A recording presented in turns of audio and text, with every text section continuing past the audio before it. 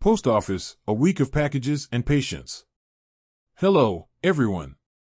Welcome back to another story about the post office. My name is James, and today I'm going to share with you a new experience I had with postal services during a busy week at work. The post office is a place we don't think about every day, but when you need to send something important or track a package, it becomes a big part of your life. Last time, I told you about a week when I sent samples and contracts for my job.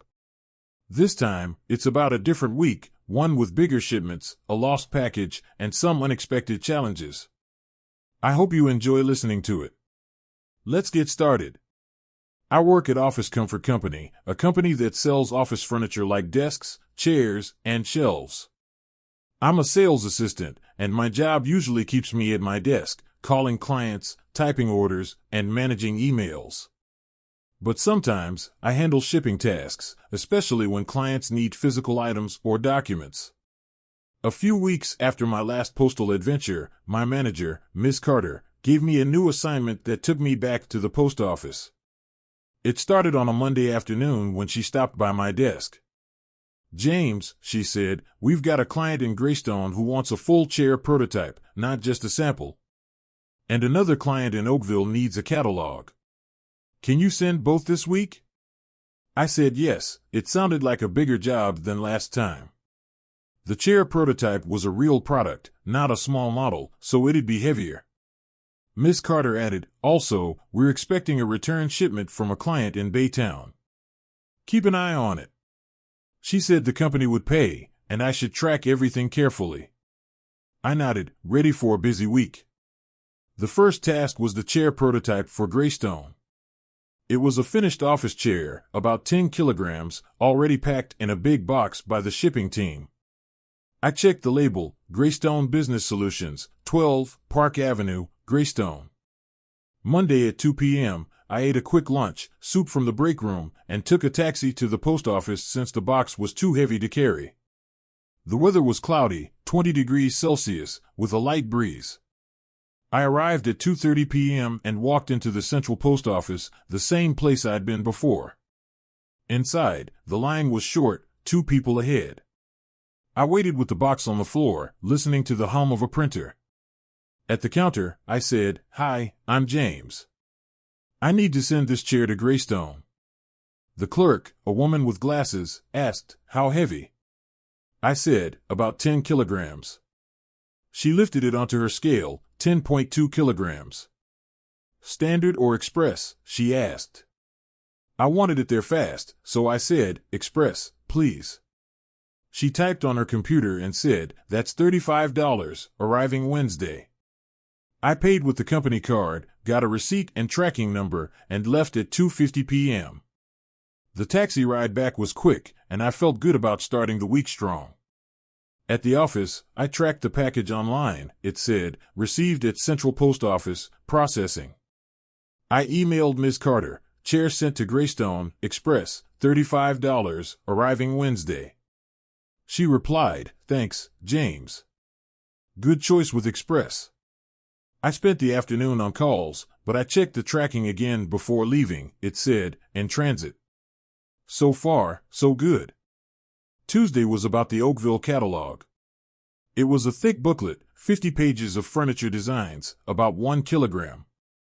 Miss Carter gave it to me in a padded envelope with the address, Oakville Office Depot, 33, Elm Street, Oakville. At noon, I ate a sandwich and walked to the post office. It was light enough to carry. The weather was rainy, 18 degrees Celsius, so I brought an umbrella. I arrived at 12:45 p.m., wet but okay. The line had 4 people, and I waited 10 minutes. At the counter, I said, "Hi, I'm James. I need to send this catalog to Oakville, standard shipping." The clerk, a young man, weighed 1.1 kilograms. "That's $5, arriving in 4 to 6 days, he said. I paid, got a receipt and tracking number, and left at 1 p.m. The rain had stopped, and I walked back, tracking the package online later. It said, "Processing." I emailed Ms. Carter, "Catalog sent to Oakville, $5, arriving next week." She said, "Perfect, James. Wednesday, I checked both packages. Greystone's chair said, out for delivery, right on schedule. Oakville's catalog said, in transit. Then Miss Carter asked about the Baytown return. They said a broken desk back last week, she said. It should be here soon. I checked our P.O. box tracking online. It said, expected delivery Wednesday, but no updates. I walked to the post office at 1 p.m. to check. The weather was sunny again, 23 degrees Celsius, a nice break. At the counter, I said, "Hi, I'm James from Office Comfort Company. Can you check P.O. Box 45? The clerk brought back 2 envelopes, bills, no desk package. I asked, I'm expecting a shipment from Baytown, any sign of it? She checked her system and said, it's delayed, still in Baytown. Maybe tomorrow. I thanked her and returned to the office, telling Ms. Carter, Baytown package is late.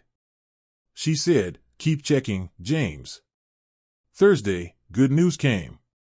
The Greystone client called at 9 a.m. Hi, James, the chair arrived. We love it, ordering 20. I told Miss Carter, who was thrilled. I tracked Oakville's catalog, still in transit.